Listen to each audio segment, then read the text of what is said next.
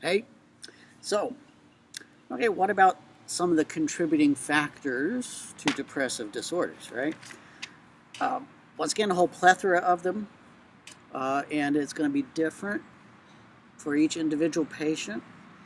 And of course, that comes into the difficulty that you can have in trying to treat those with psychological disorders is that once again it's going to be a unique combination of factors that might trigger a disorder in a particular individual.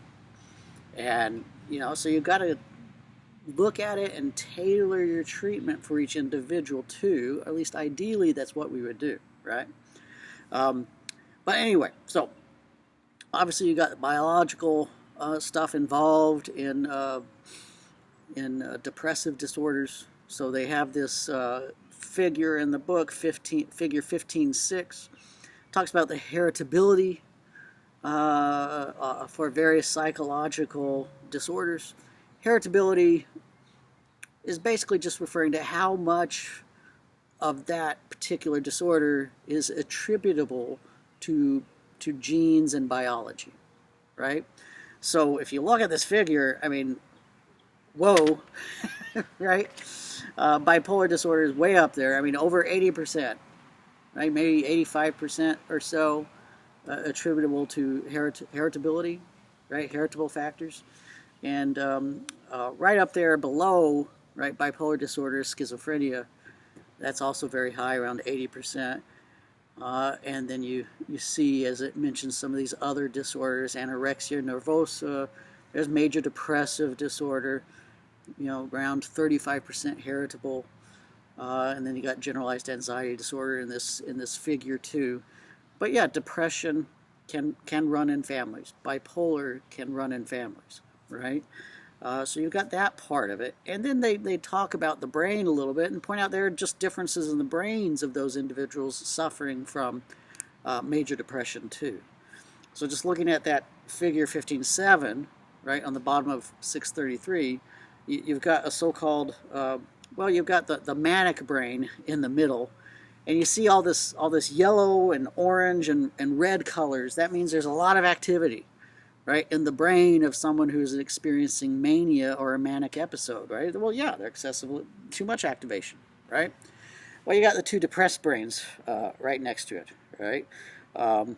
Where basically there's a little yellow activity in the depressed state on May 17th, but then, May 27th, it's just, there's just abnormally low activity in the brain during depression and excessively high activity in the brain during a manic episode. So something is physical there in the brain is happening.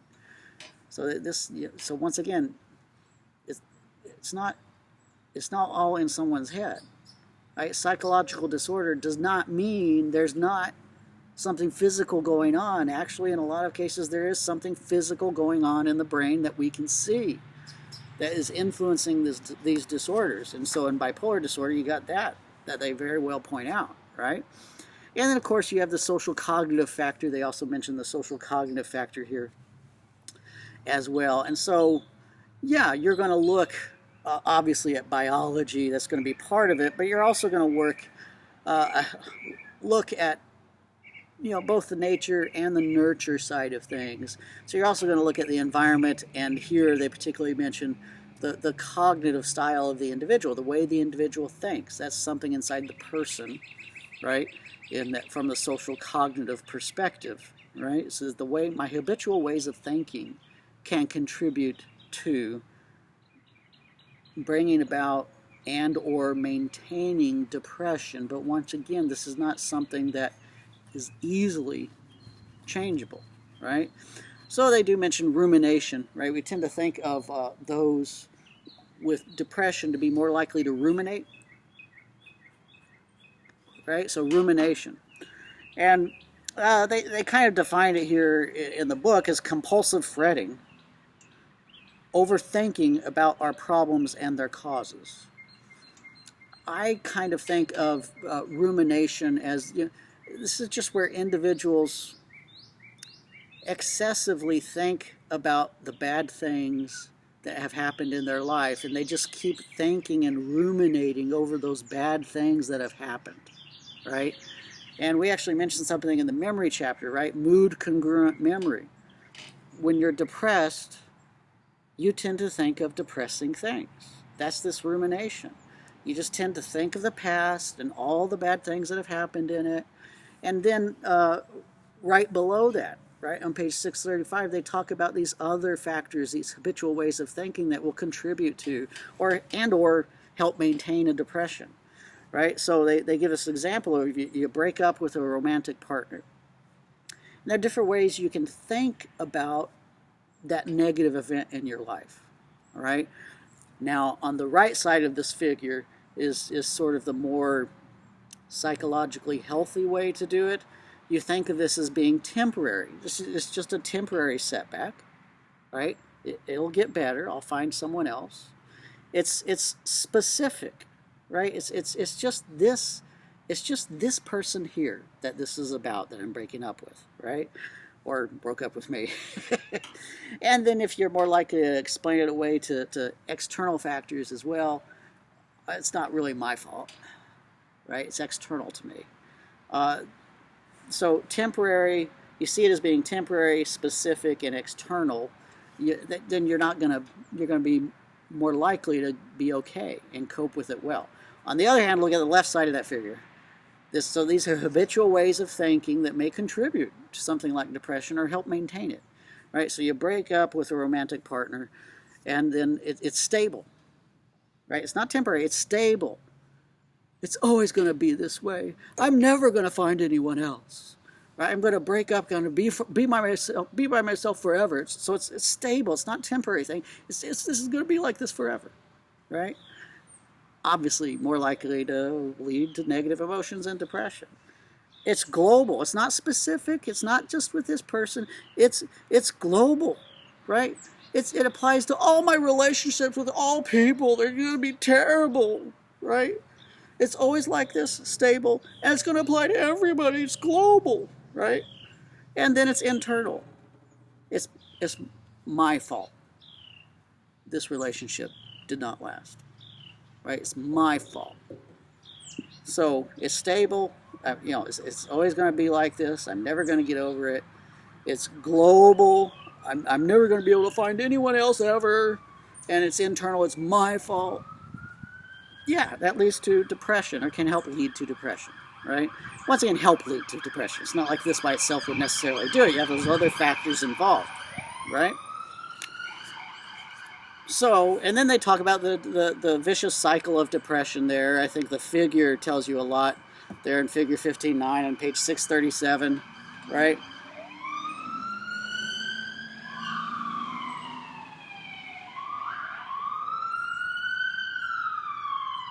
I'm hearing several sirens go by. I'm waiting.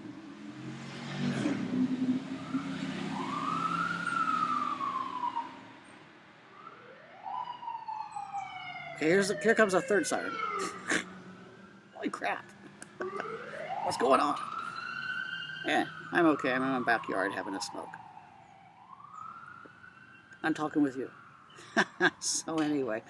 Okay, so the vicious cycle of depression, right? So depression is usually, preempted or occurs after some stressful event in your life. So you see that in figure 15.9, right? Stressful experiences.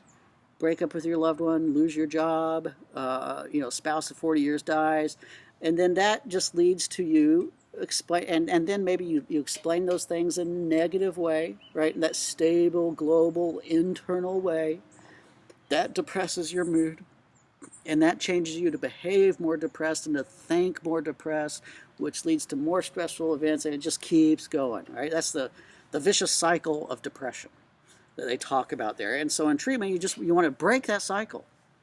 And then we'll talk about different treatments you can use in the therapy chapter to do that, right? And yes, medication can be one part of that, but you wouldn't.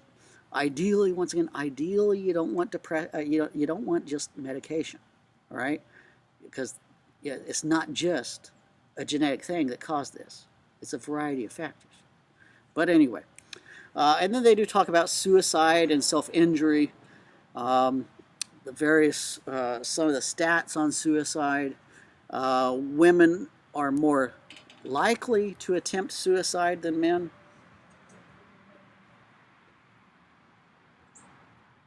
I need to light up my cigar again. But women are more likely to attempt suicide. But when they try it, men are more likely to succeed, right? That comes in the manner that people try to attempt suicide, right? Women, it's much more common to take a bottle of pills. If you catch them in time, you can pump out their stomach, they can survive. Men, more often than not, take more violent means to attempt suicide, like with guns, and you can't really take that back, right? So women are more likely to attempt suicide, but when they do attempt suicide, men are more likely to succeed. They talk about just a variety of things there. Whites and Native Americans are, attempt suicide twice as often as blacks, Hispanics, and Asians. So you see some racial differences there. And so they talk about some of that stuff. And kind of in middle adulthood, maybe suicide rates peak up a little bit. Of course, most suicidal attempts, of course, are in adolescence, right? Late adolescence, early adulthood. Oh my God, they broke up with me. Boom. No, overly dramatic. Not overly dramatic, but actually experiencing more emotional swings, right, in adolescence and early adulthood. And that tends to stable off more in the long term as you get older. And maybe I failed to mention that in the personality chapter, that, personality is relatively stable, but over time, as we get older, individuals in general tend to become more emotionally stable. But anyway, that's neither here nor there. Let's get back to this, I think. Oh yeah, they even mentioned the day of the week thing, right? So yeah, evidently negative emotions tend to run higher in the middle of the week. And see, so it's like, heck, man, 25% of U.S. suicides occur on Wednesdays. Wednesdays? I don't know, man. I think Monday, but I'm just joking. But you should always take it seriously if someone suggests that they might kill themselves. You should stay with them, make sure they're not alone. And of course, there are usually signs ahead of time, right? If they're giving away their things, if they have the precious items and they're giving those to friends, that could be a red flag, right? But fortunately at the university, we do have, right, our counseling center. And if you're on the campus anyway, in a regular semester, just walk them straight to that counseling center. Don't leave them alone. And then they discuss non-suicidal self-injury. I'll let you read about that and various things on that. More women engage in non-suicidal self-injury than men.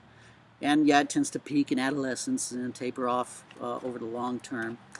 But I better stop this video there. I'm making a bunch of long videos now. Oh my goodness. I hope you're watching.